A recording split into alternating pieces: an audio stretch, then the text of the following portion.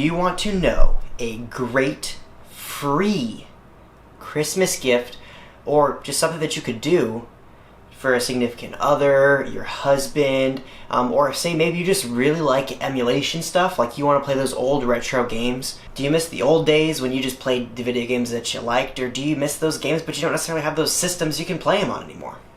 Well, congratulations for you, and I'm glad that you found this video because I am going to show you how to make a old computer a retro gaming console for 100% free. Now, before we get any further in the video, let me show you what I'm talking about so you can make an educated decision if you actually want to even keep watching, if you even want to do this. I have a PC hooked up to this TV, so you'll be able to see everything that goes on. Okay? I have a PS4 DualShock controller. You can use any wireless controller you actually want to. I just opted for the PS4 DualShock controller because one, I like the controller, 2, I'm used to the controller, and 3, it's a good controller, and it's free, right? So as you can see, I have the Atari 2600 showing right now. I'm going to get this wireless controller, I'm going to get it paired, and as you can see, it moves, right? So what is this? This is called Beta Sara. It is an open source Linux distro. What does that mean? This computer that is hooked up to the TV is running Linux with a Bluetooth controller. I have an adapter because I have an older PC. It's a Core i3 with no graphics card. It was my mom's computer, right? We got it when we were kids, and I still have it. So it's a free PC. I simply booted everything to a external hard drive, plugged in a USB adapter for this controller, and voila, right? Let me show you what this looks like. So as you can see, I have a whole bunch of different systems here. Commodore 64 with 2 games. PC Engine, some of these games are freeware games that come on there. 2 games. I've got the Nintendo Entertainment, so the SNES, 1 game. Super Nintendo, it's going to have, I think, 1 game. But if you look at like Nintendo 64, I have 372 games. If you look at GameCube, I've got 535 games. And it keeps on going. So let's load up, and PSP of course, I've got 298 games. Let's just load up something that we want to play. So let's go to Nintendo 64. Let's do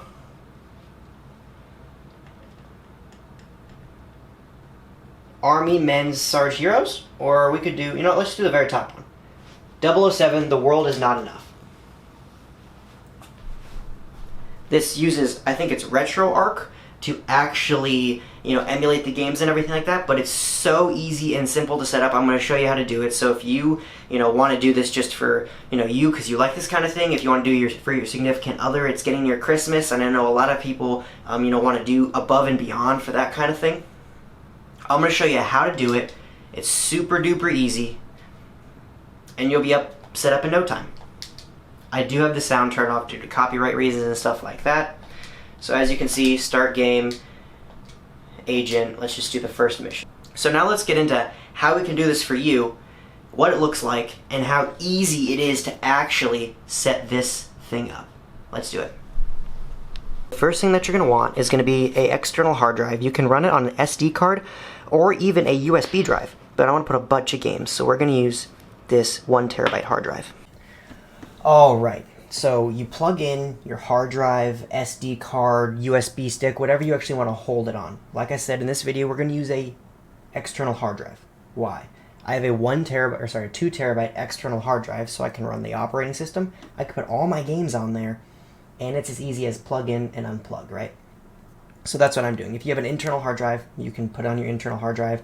SD card if you have one of these chips right over here, or if you want a USB like a thumb drive, you can do that as well. So anyways, first things first, you're going to go to this website. It's called betasara.org/download. You're now going to download your respective one. So if you have an Intel-based Apple computer, you're going to click on this one. If you have any of these respectable Linux handheld consoles, you'll download it for these. Raspberry Pis, and it goes on and on. But for 9 out of 10 of you, most of you, you're running a newer Windows computer or a 64-bit computer, you're going to run it right here, standard, right? Desktop or laptop. So you're going to hit download link, and boom, you get it right here. Beta Sara times x86 right down here. It's 2 gigs for me. It took about 2 minutes. It's going to depend on your internet speeds, okay? The next thing that you're going to do is you're going to open up Balena Etcher. You're just going to Google this and you're going to download it. What does it do? I'm glad you asked.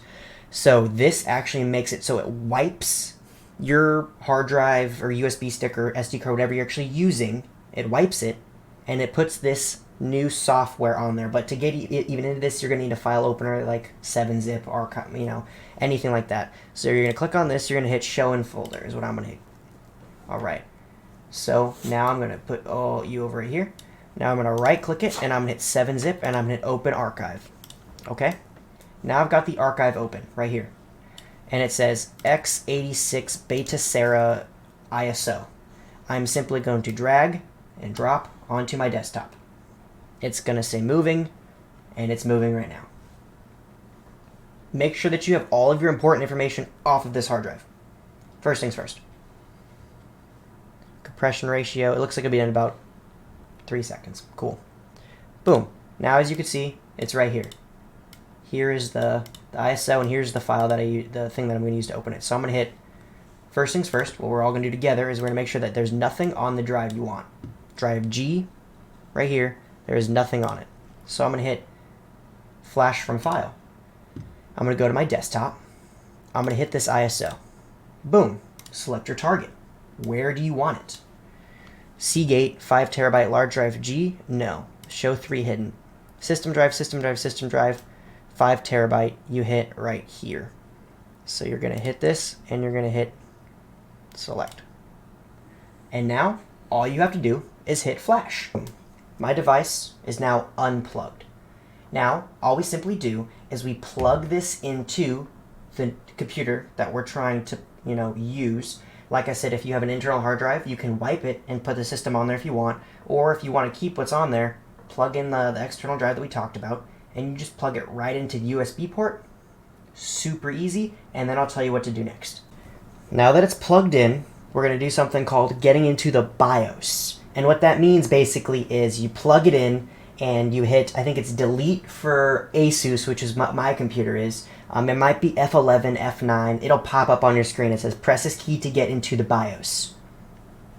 Next, once you're in the BIOS, like this, you're going to go into a boot manager menu, which basically says what you're going to boot from. Okay? And that would be under, right here, under system configuration. And I can show you that here in just a second as well, just so we can all, cover all the bases. But you're going to go in there, and if you have something on your old computer, it's probably running on its internal hard drive, and you have a USB external hard drive. So you just need to put your device above in priority. And what does that mean? It says if this device is plugged in, I will boot from this device. And after that, it's going to take a second to install, and it'll be nice. All right, so as you can see, the TV is set up. I'm going to hit the power button right down here on the computer. It is powering up, and if you see on the screen, in just a second, it's going to say Del or F2 to enter UEFI BIOS settings. You simply hit that button, change the priority of the boot, and it sounds really complicated. I promise it's not. You can look up any YouTube video. It's really, really easy. It's as simple as probably 4 buttons. After you do that, the system is going to reboot and reload, and then your screen will look something like this. There'll be a progress bar right here down at the bottom, which you'll see here in just a second. Just like that.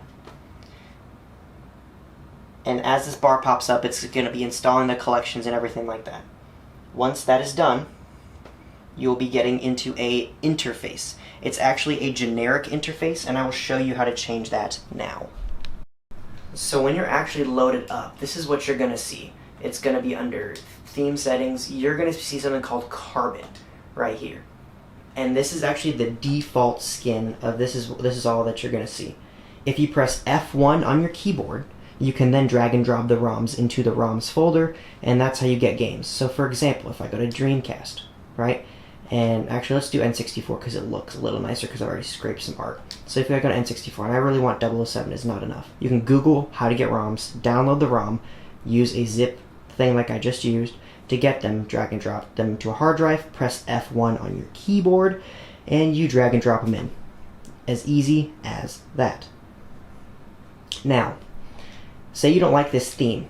All you have to do is plug it into the computer, whether it's Wi-Fi or Ethernet, however you want. Then you go just to UI settings, theme set, action, Epic Noir, right?